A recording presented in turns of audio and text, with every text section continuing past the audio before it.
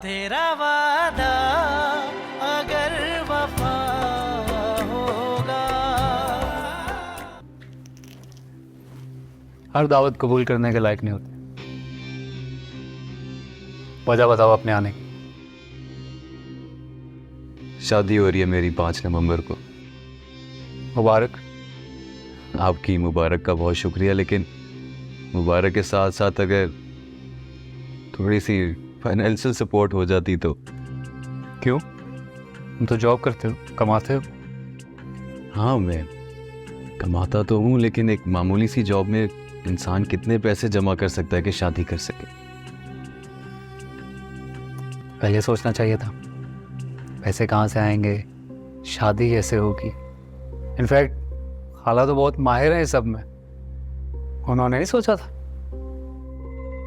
इतनी बेगानगी अच्छी नहीं है रेहान भाई। माशाल्लाह, अल्लाह ने आपको इतना कुछ दिया है। अल्लाह ने ये जो कुछ दिया है ये मुझे मेरी मेहनत का सिला है। अपने बलबूते पर कमाया मैंने, किसी से भीख नहीं मांगी। कर ले तंस, लेकिन क्या करूं? एक मामूली सी जॉब कर रहा हूं, वरना मेहनत तो मैं भी कर रहा हूं। पहले अम्मी को सारा का आसरा था, लेकिन अब तो उसने भी हाथ पीछे कर लिया। जाहिर है सारी जिंदगी तुम लोगों को खिलाने का ठेका तो नहीं उठा रखा ना उसने। लेकिन उसे सोचना तो चाहिए था ना। क्या सोचना चाहिए था उसे? ये डिसाइड करने वाले तुम कौन होते हो? उसे छोड़ो। तुमने सोचा है कि कब से जॉब्स कर करके उसने तुम लोगों की जिम्मेदारी संभाली हुई है, लेकिन तुमने और खाला ने तो उसे फॉर ग्रांटेड ले लिया। ऐसे सारी जिंदगी ऐसा ही करती नहीं। अच्छा है, तुम लोगों की गलत फहमी दूर हो रही है। बहुत पहले फैसला कर लेना चाहिए था सारा कोई है। मदद मांगने आया था, बातें सुनने नहीं।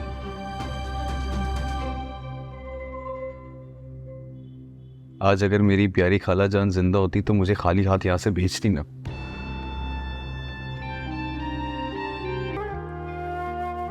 और अगर वो ना मानी और मुझे छोड़ने का कहा तो?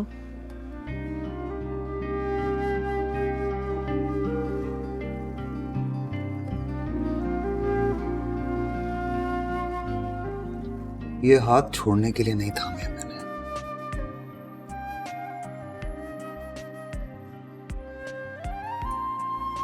Trust me.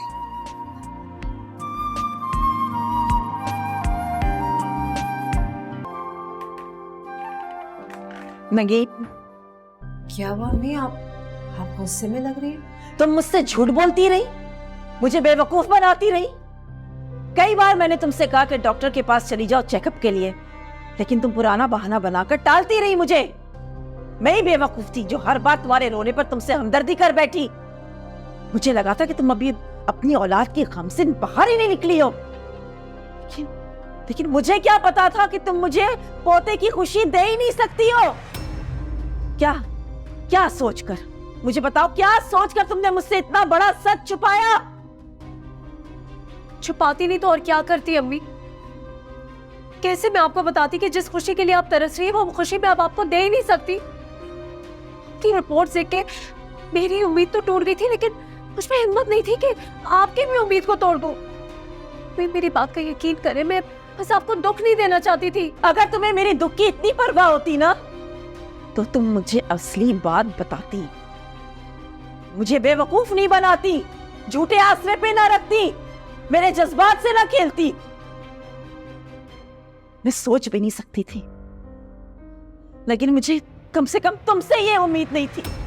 लेकिन तुमने मुझसे झूठ बोलकर ना मेरा मान तोड़ा है, और इस बात का एहसास दिलाया है कि तुम्हें मुझ पर इतना भी भरोसा नहीं था कि तुम अपनी दिल की बात मुझे बता सकती।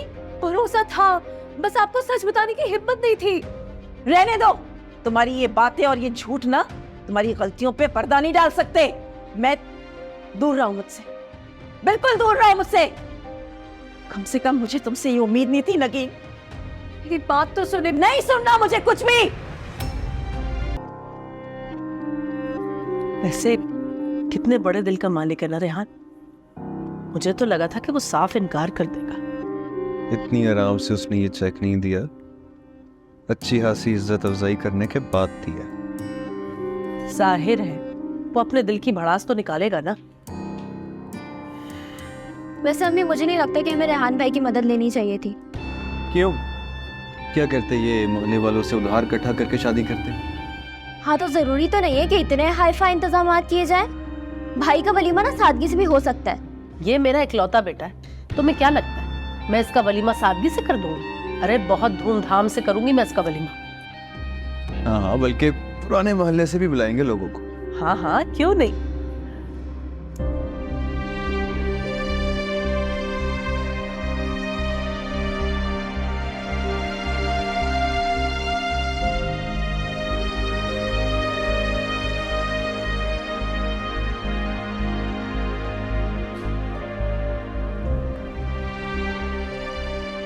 अम्मी क्या सोच रही हैं?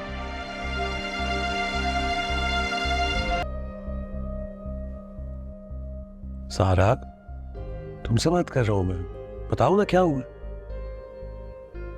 पता नहीं आंटी को भाभी की रिपोर्ट्स के बारे में कैसे पता चल। कौन सी रिपोर्ट्स? किस बारे में बात कर रही हो? प्लीज बताओ यार।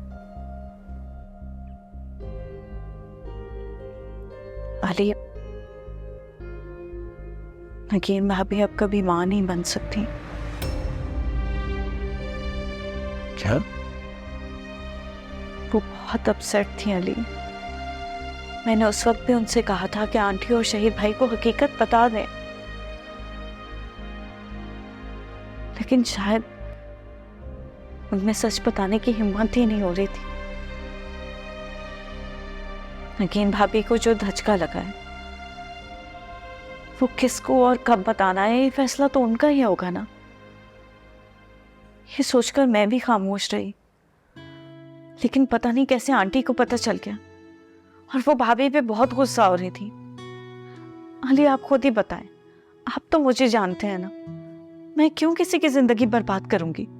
हाँ सारा, मुझे तुम पर पूरा यकीन है, तुम कभी भी ऐसा कुछ नहीं कर सकती हो।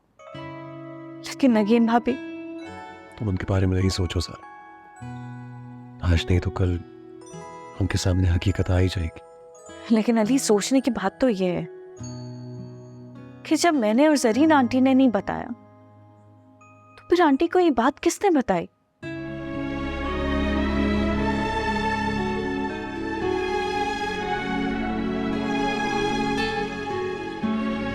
अच्छा, मुझे कुछ सोचने का वक्त दो।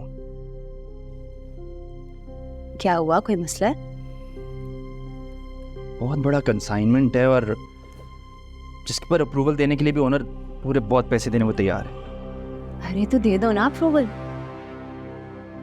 मारिया, मेडिसिन 2 नंबर है, जानी नुकसान भी हो सकता है। बिलाल, भले वो मेडिसिन 2 नंबर हो, लेकिन ऐसी तो नहीं होंगी ना कि किसी को नुकसान पहुंचे। और तुम खुद भी जानते हो ऐसे कामों में लोग बहुत एहतियात करते हैं कि उनका नाम खराब ना हो। और बिलफर्ज अगर किसी को नुकसान पहुंचता भी है तो तुम्हारा नाम थोड़ी आएगा, फंसेगा तो वही दवाइयाँ बनाने वाला। फिर भी मारिया, मुझे कुछ ठीक नहीं लग रहा।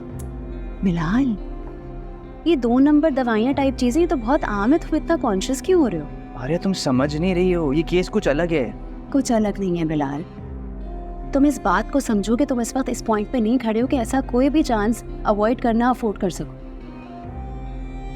घर और गाड़ी की इंस्टॉलमेंट देनी है, शायान की शादी सर पर है, उसकी शॉपिंग के खर्चे होंगे, फिर आयजा को भी कोई गिफ्ट देना होगा। अब ये सारी चीजें तुम्हारी सैलरी में पूरी हो सकती हैं? तो मसला है, मैंने खुद को इतनी चीजों में उलझा दिया है कि चाहते हुए भी ना नहीं कह सकता। तो अब भी नहीं करो ना, जो जैसा चल रहा है चलने दो, मत घबराओ इतना। अच्छा, देखते हैं, मैं चलता हूँ।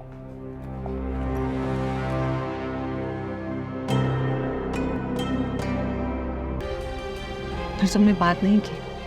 नहीं, फिलहाल मुझे मौका नहीं मिला कि हमारे बारे में बात करता। शहीर, कहीं तुम? कहीं मैं क्या, रुक क्यों गई? बात पूरी करो। कहीं सिर्फ मेरे कहने पे तुमने ये तो नहीं कहा कि मैं बात करूंगा? तुम में अभी भी इतनी हिम्मत नहीं है कि तुम बात करो? जी नहीं, ऐसी कोई बात नहीं है। और रही बात बताने की, तो ना मैं तुम्हें बहला रहा हूँ और ना ही टहला रहा हूँ। एक्चुअली घर के कुछ मामलात हैं, जब वो सॉर्ट आउट हो जाएंगे तो माँ को मनाना बहुत आसान हो जाएगा। कैसे मामलात? तुम्हें उस सब की फिक्र करने की जरूरत नहीं है, वो सब मैं देख लूंगा। तुम बस इस बात पर यकीन रखो कि मैं तुम्हें अपने साथ हमारे घर लेकर जाऊंगा, उसी इज्जत के साथ जो तुम डिजर्व करती हो।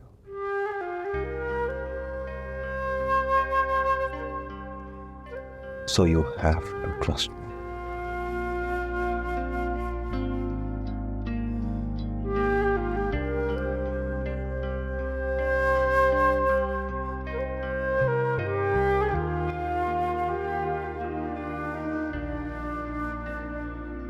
और आपकी की चॉइस बहुत अच्छी है।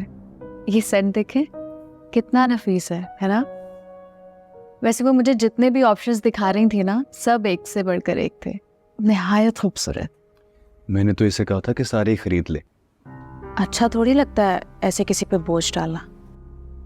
अरे तो तुम बात बात पे सीरियस हो जाती हो। हाँ भाई, चीजें तो माशाल्लाह सारी बहुत अच्छी है, एक से बढ़कर एक। बस अल्लाह पहनना नसीब करे। आमीन।